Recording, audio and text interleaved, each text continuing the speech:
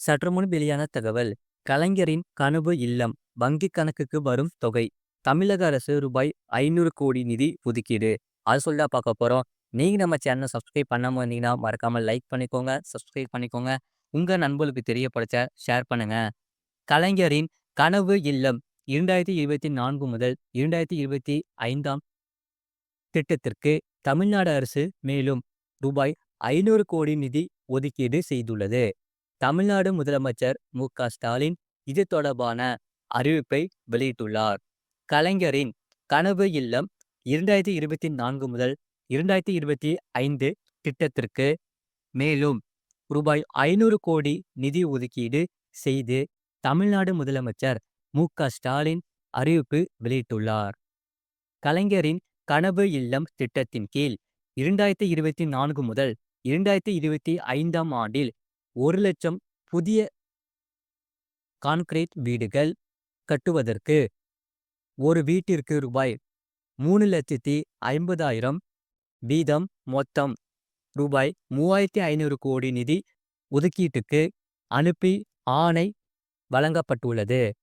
தமிழ்நாட்டில் கிராமப்புற பகுதிகளில் ஏறத்தாழ 8,00,000 குடிசை வீடுகள் உள்ளதாக அனைவருக்கும் வீடு என்ற கணக்கெடுப்பின் வழியாக கண்டறியப்பட்டதன் அடிப்படையில் குடிசையில்லா தமிழ்நாடு என்ற இலக்கினை அடையும் பொருட்டு எதிர்வரும் 2030ஆம் ஆண்டுக்குள் ஊரக பகுதிகளில் 6 வருடங்களில் 8,00,000 வீடுகள் புதிதாக கட்டித்தர அறிவிப்பு வெளியிடப்பட்டது.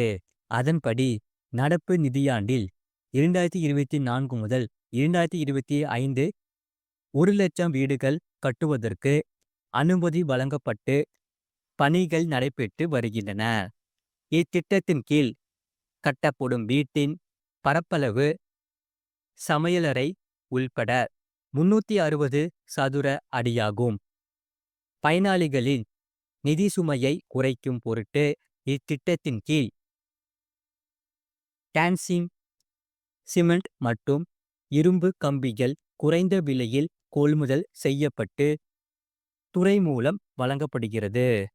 வீட்டின் கட்டுமானத்திற்கு ஏற்ப தரைமட்ட நிலை, ஜன்னல் மண்ட நிலை, கூரை வேயப்பட்ட நிலை மற்றும் பணிமுடிவுற்ற பின் என 4 தவணைகளில் ஒன்றை ஒருங்கிணைப்பு வங்கிக் கணக்கின் சிங்கிள் நோடல் அக்கவுண்ட் (SNA) மூலம் தொகை நேரடியாக பயனாளிகளுக்கு விடுவிக்கப்பட்டு வருகிறது. இதுவரை தமிழ்நாடு அரசால் ரூபாய் 1,625.30 கோடி நிதி ஒதுக்கீடு வழங்கப்பட்டு பயனாளிகளுக்கு வீட்டின் கட்டுமான நிலைக்கு ஏற்ப ரூபாய் 1,350.99 கோடி விடுவிக்கப்பட்டுள்ளது. மேலும் துறை மூலம் வழங்கப்படும் சிமெண்ட் மற்றும் இரும்பு கம்பிகளுக்கு ஸ்டீல் என ரூபாய் 249.86 கோடி வழங்கப்பட்டுள்ளது. ஆக மொத்தம் ரூபாய் 1,600.85 கோடி இதுவரை கலைஞரின் கனவு இல்லம் திட்டத்தின் கீழ் செலவினம் மேற்கொள்ளப்பட்டுள்ளது. கலைஞரின் கனவு இல்லம் திட்டம் மக்களிடம் நல்ல வரவேற்பை பெற்றுள்ளது. இத்திட்டத்தின் கீழ் வழங்கப்பட்ட 1,00,000 வீடுகளும் விரைவாக கட்டப்பட்டு வருகிறது. இதனை கருத்தில் கொண்டு வீடுகளின் கட்டுமான பணிகளை துரிதப்படுத்தும் பொருட்டு தமிழ்நாடு அரசு மேலும் ரூபாய் 500 கோடி விடுவித்து ஆணை வழங்கியுள்ளது. தற்போது வரப்பெற்றுள்ள ரூபாய் 500 கோடியும் சேர்த்து மொத்தம் ரூபாய் 2,125.30 கோடி பெறப்பட்டு கட்டுமான நிலைக்கு ஏற்ப பயனாளிகளின் வங்கிக் கணக்கிற்கு நேரடியாக தொகை விடுவிக்கப்பட்டு வருகிறது. இந்நிதியாண்டிற்குள் அனைத்து வீடுகளும் கட்டி முடிக்கப்பட்டு மக்களின் பயன்பாட்டிற்கு கொண்டு வர தமிழ்நாடு அரசால் நடவடிக்கைகள் மேற்கொள்ளப்பட்டு வருகிறது. அது மட்டுமில்லாமல் பண்டைய பழங்குடியினர் மக்களுக்கான பிரதம மந்திரியின் பெருந்திட்டத்தில் தமிழ்நாடு அரசின் கூடுதல் நிதி ரூபாய் 108.71 கோடி நிதி ஒதுக்கீடு செய்யப்பட்டுள்ளதாக தமிழ்நாடு முதலமைச்சர் மு.க.ஸ்டாலின் அறிவிப்பு வெளியிட்டுள்ளார். பண்டைய பழங்குடியினர் மக்களுக்காக பிரதமர் மந்திரியின் பெருந்திட்டத்தில் தமிழ்நாடு அரசின் கூடுதல் நிதி ஒதுக்கீடு செய்யப்பட்டுள்ளது. இது தொடர்பாக தமிழக அரசு வெளியிட்டுள்ள செய்திக்குறிப்பில், பண்டைய பழங்குடியின மக்களுக்காக பிரதமர் மந்திரியின் பெருந்திட்டத்தின் கீழ் தமிழ்நாட்டில் குடியிருக்கும் தோடா, இருளர், பனியன், காட்டுநாயக்கன், கோட்டா மற்றும் குறும்பா ஆகிய 6 பழங்குடியினருக்கு வீடுகள் வழங்கப்பட்டு வருகிறது. பண்டைய பழங்குடியின மக்களுக்கான பிரதம மந்திரியின் பெருந்திட்டத்தின் கீழ் 2023 முதல் 2024 ஆண்டுக்கான இலக்காக 4811 வீடுகளை ஒன்றிய அரசு நிர்ணயித்துள்ளது. அதேபோல் 2024 முதல் 2025 ஆண்டுக்கான இலக்கு 7136 வீடுகள் ஆகும். ஆக மொத்தம் பண்டைய பழங்குடியின மக்களுக்காக பிரதம மந்திரியின் பெருந்திட்டத்தின் கீழ் தமிழ்நாட்டிற்காக மொத்தம் இலக்காக 11,947 வீடுகள் நிர்ணயிக்கப்பட்டுள்ளது. மொத்த இலக்கில் நாளது வரை 6,559 வீடுகளுக்கு அனுமதி ஆணை வழங்கப்பட்டு பணிகள் முன்னேற்றத்தில் இருந்து வருகிறது. மீதமுள்ள வீடுகளும் தகுதியுள்ள பயனாளிகளுக்கு விரைவில் வழங்கப்படும்.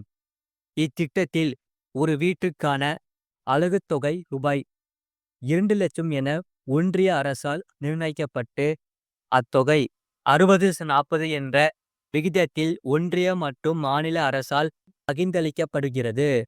இதற்காக நாளது துறை ரூபாய் 22.466 கோடி பெறப்பட்டுள்ளது.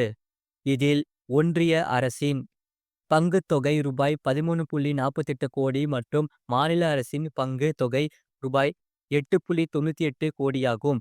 இந்நிலையில் ஒன்றிய அரசால் நிர்ணயிக்கப்பட்ட அலகு தொகையாக ரூபாய் 2 லட்சம் வீட்டின் கட்டுமானத்திற்கு போதுமானதாக இல்லாததால் பழங்குடியின மக்களின் பொருளாதார நிலையை கருத்தில் கொண்டு தமிழ்நாடு அரசு அரசாணை நிலை எண் 36 ஊரக வளர்ச்சி ஊராட்சி துறை ம.அ.தி.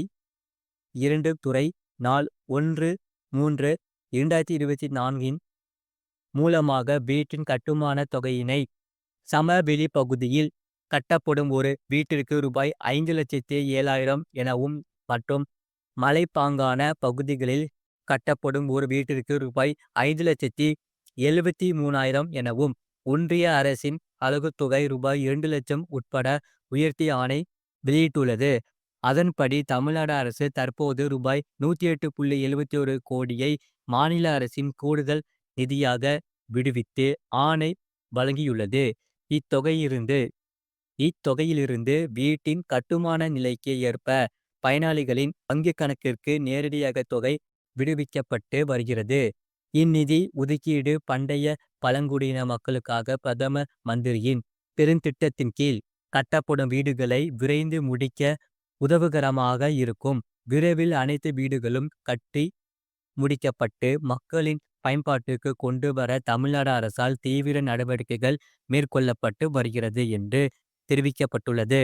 இது போன்ற செய்திகளை உடனுக்குடன் அறிந்து கொள்ள மறக்காம சேனலை சப்ஸ்கிரைப் செய்யுங்கள். மற்றவர்களுக்கு தெரியப்படுத்த ஷேர் செய்யுங்கள்.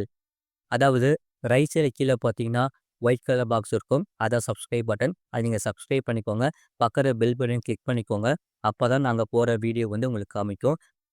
இந்த வீடியோ உங்களுக்கு பிடிச்சிருந்தா மறக்காமல் லைக் பண்ணிக்கோங்க. உங்கள் நண்பர்களுக்கு தெரியப்படுத்தவும் ஷேர் பண்ணிக்கோங்க.